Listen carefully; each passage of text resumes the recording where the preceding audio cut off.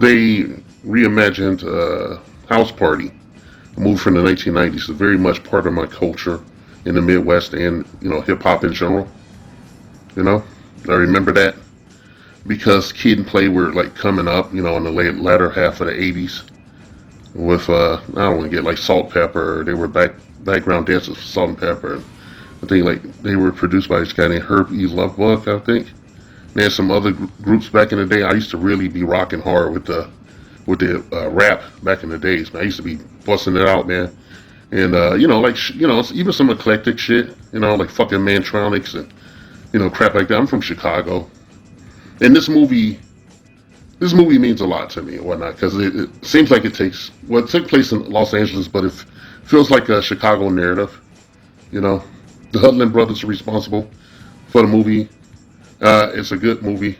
It's a nice little milestone in hip hop cinema, and the look of Kid and Play caught on real easy, and they were actually given a cartoon. And I actually went to a job interview. For the Kid and Play cartoon, and I had to abort that job interview because the brother that was doing the, in charge of the cartoon, he had a problem with his hand. He put his hand on my leg and whatnot. And I told him, I said, dude, I'm from the Chi, man. I'm from the South Side, man. I'm gonna cut to step out, and we'll just call it a day. And I had just went to Los Angeles looking for an opportunities. I'll put it that way. But yeah, House Party was very distinctive back in the day because of it was family oriented, if you can believe that. And they were doing, I think it was like parody. They were doing like these Surgeon General type, PSAs in a movie. And then you had Full Force in there playing the bad guys, and they were funny as hell. And George Clinton popped up in a cameo. And Kid and Play was like the light-skinned dude with the weird haircut, like the high top fade, the super high top fade. And I started seeing that shit everywhere. Motherfuckers looking like Guile from Street Fighter, like way before Street Fighter popped up. It was like kind of House Party look. It's kind of like a house music kind of look. We had our own thing going on in the Chi during the 80s. And when I look at, they did a reboot, they reimagined. And when I look at it, it's so bankrupt. It just tells you how creatively bankrupt people are. This thing was produced by LeBron James of all people. And it has the usual, bootlegs in it. You got Snoop Dogg showing up for an easy check. And, Kid Play actually showed up and they looked like hell. Like the fucking light-skinned dude, he looked like somebody's old grandma. He like one of the fucking Golden Girls now. They famous all those years kissing Jason Whitlock ass over there on Fox, or ESPN, I guess. Excuse me if I got that wrong. Don't come at me. But I recall a couple months ago, maybe last year, some millennial fuck was talking about how Generation X sold out hip hop.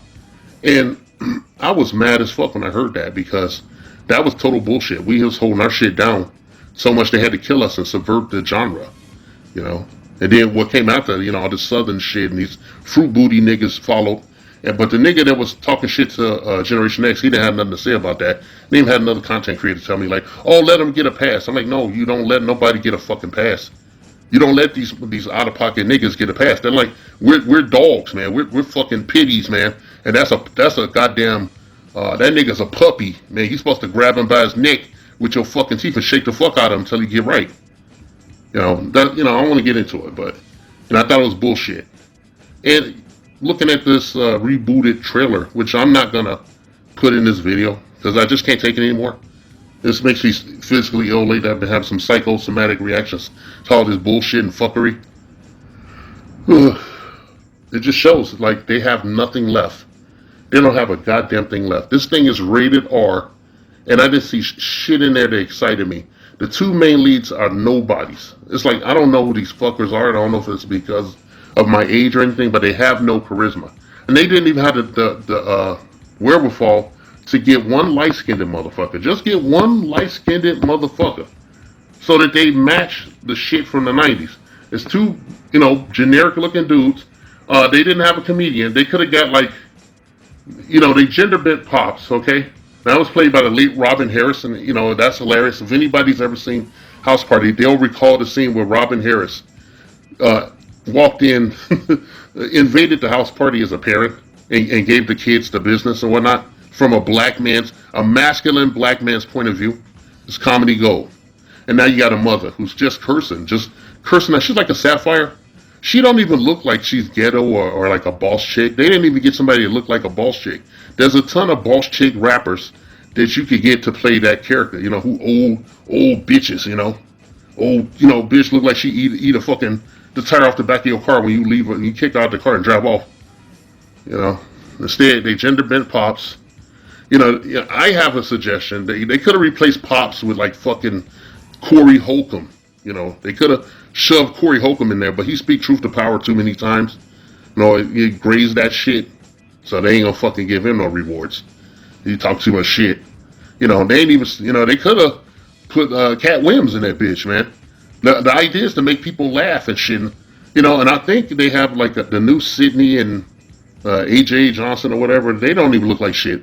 They got one female. They got like these really bad hyenas dressed very badly. And I want to tell you sisters out here, the fucking baby hair is passe. Okay, that shit is played out. Let's give the baby hair a fucking funeral. Okay, and let's give the stripper wear a fucking funeral. Can you find something else to put on besides like fishnets, like neon fishnets? That's it's passe.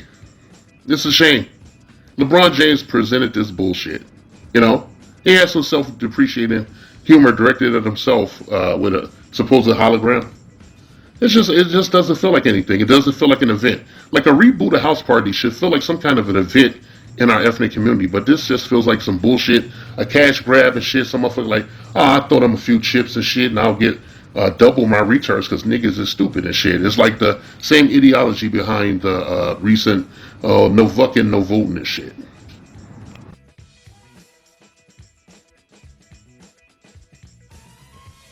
Yo, this punk motherfucker throwing shit at us, man. I smell something, man. You smell something? I definitely smell something You out here. I smell I smell pussy. Yo, he's a pussy, man.